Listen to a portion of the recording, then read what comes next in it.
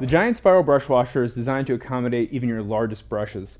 It's going to hold a large amount of solvent and give you the same features and benefits of smaller brush washers, but again, be able to accommodate large sizes, and has a few other little things. The cover is not airtight, but it will prevent some evaporation from happening of solvents. And on the interior, you have the metal grate, which is used for cleaning your brushes off. So you would be able to take those large brushes and clean them on the grate right there.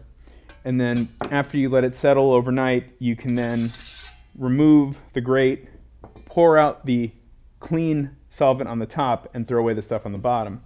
And another thing about this brush washer is the spiral it has.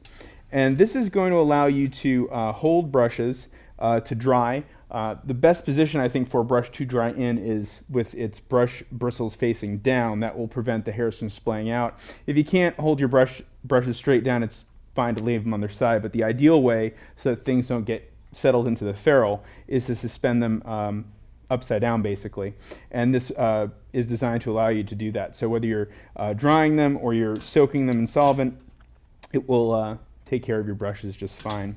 And again, the whole thing just kind of seals up in one large tin. So this is for your largest brushes. Give it a try if you have studio needs for your solvents.